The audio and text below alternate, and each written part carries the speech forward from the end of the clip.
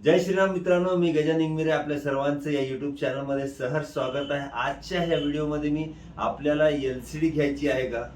जर आपल्याला एलसीडी घ्यायची असेल तर ह्या खालील गोष्टीची काळजी घ्या। तर कुठेही स्किप न करता हा पूर्ण व्हिडिओ पहा, जेणेकरून आपल्याला चांगल्या क्वालिटीची एलसीडी मिळू शकते मित्रांनो।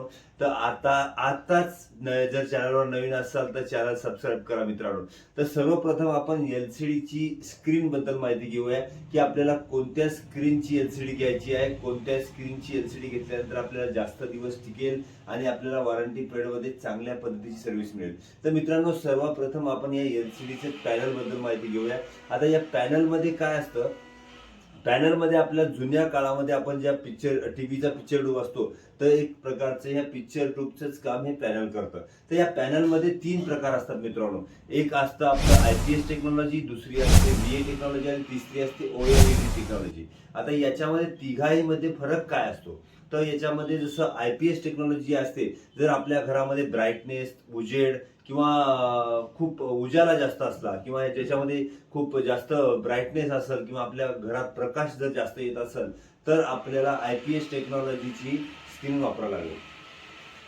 2 नंबरला असते व्हीए टेक्नॉलॉजीचं पॅनल। व्हीए टेक्नॉलॉजी म्हणजे ऍक्च्युली याच्यामध्ये बॅकलाईट असतात। बॅकलाईट असल्यामुळे ते जे उजेड असतो तो या पद्धतीचा फोकस होतो।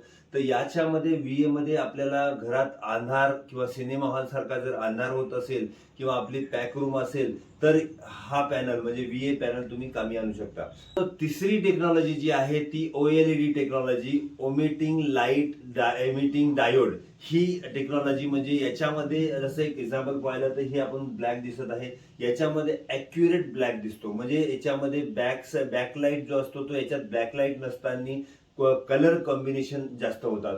तर याच्यामध्ये दोन्ही प्रकार म्हणजे उजेडात सुद्धा हे काम करते आणि अंधारात सुद्धा काम करते। ओएलईडी या दोन्हीपेक्षा म्हणजे आयपीएस टेक्नॉलॉजी आणि व्हीएल टेक्नॉलॉजी या दोन्हीपेक्षाही ओएलईडी थोडासा महाग जातो, पण ओएलईडीची क्वालिटी बेस्ट असते मित्रांनो।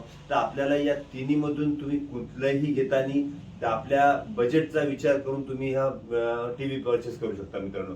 तर ही आहे आपल्याला एलईडीच्या पॅनल बद्दलची माहिती। जर तुम्हाला हे पॅनलची माहिती चांगली वाटली असेल तर नक्कीच लाईक करा आणि चॅनलवर नवीन असाल तर चॅनल सबस्क्राईब करा।